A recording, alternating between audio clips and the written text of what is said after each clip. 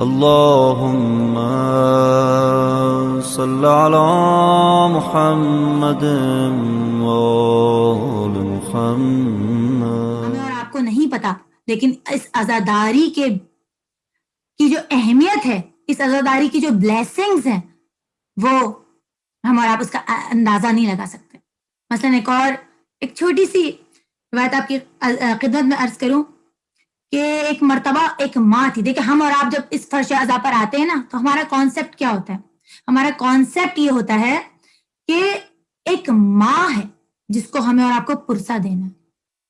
تو ایک ایران کے ایک اخبار میں، میگزین میں ایک آرٹیکل چھپا کہ جس میں ماں کی ممتا کے بارے میں لکھا ہوا تھا کہ ماں کی ممتا اندھی ہوتی ہے. پروردگار عالم نے بھی خدا کی جو ہے، خدا بھی ہمیشہ ہمیں قرآن کریم میں ماں کی محبت یاد دلاتا ہے کہ خدا ہم سے کتنی محبت کرتا ہے، 70 ماؤں سے زیادہ.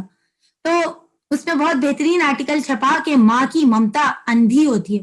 تو ایران کا واقعہ تہران کا کہ وہاں پر ایک سولجر تھا، فوجی رینجر تھا، اور وہ شہید ہو گیا.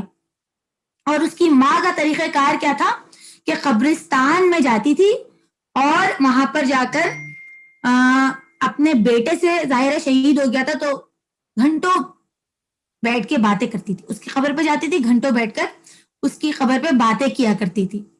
تو ایک مرتبہ جب ایام عزا آ گیا، محرم کا چاند آ گیا، دیکھا اس نے، اور پھر اپنے بیٹے کے روز اس کا روٹین کیا تھا کہ بس جا کے گھنٹوں گھنٹوں باتیں کرتی تھی، اور ٹیکسی پکڑ کے، کافی ویل آف تھی تو کوئی پریشانی بھی نہیں تھی، روزانہ ٹیکسی کر کے قبرستان جا کر اپنے بیٹے سے باتیں کرتی تھی.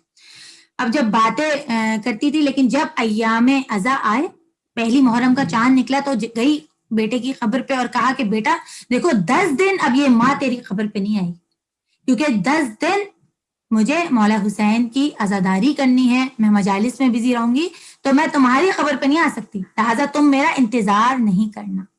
حسین گرامی، آپ یہ ماں کی ممتا دیکھیں.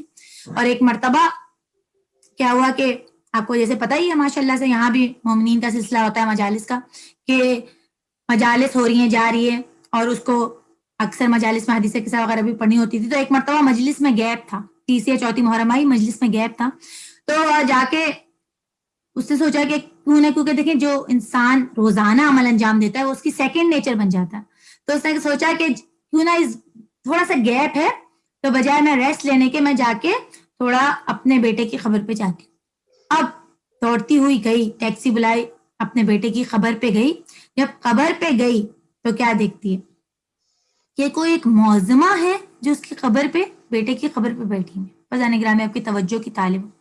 لیکن یہ عزاداری، یہ فرش عزا پہ ہمارا اور آپ کا آنا، اس کی بہت زیادہ اہمیت ہے. تو فضان گرامی، کیا دیکھتے ہیں کہ ایران میں طریقہ کیا تھا؟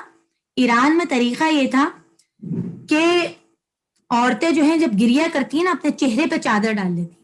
تو کیا دیکھتی ہے کہ ایک خاتون ہے اور وہ جو ہے معظمہ ہے اور چادر ڈلی ہوئی اور اس کے بیٹے کی خبر پہ.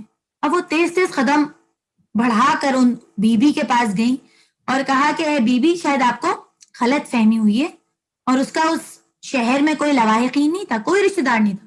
کہا بی بی، آپ کو شاید غلط فہمی ہوئی ہے، میرے بیٹے کی خبر ہے. ابزان گرامی، بس دیکھیں ماں کی ممتا. آپ سمجھ گئے کہ میرا اشارہ کس طرف. اس معظمہ نے کہا کہ اے بی بی، تو کس کی مجلس میں جا رہی ہے؟ جب سے ایام عزا شروع ہوئی تو کس کی مجلس میں جا رہی؟ کہا میں اپنے مولا و آقا امام حسین کی مجلس میں جا رہی ہوں. تو کہتی ہے کہ اے بی بی، تو نے یہ کیسے سوچ لیا کہ تو میرے بیٹے کی عزادار بنے گی، اس کے فرش عزا پر جائے گی، اور میں تیرے بیٹے کی قبر کو تنہا چھوڑ دوں گی؟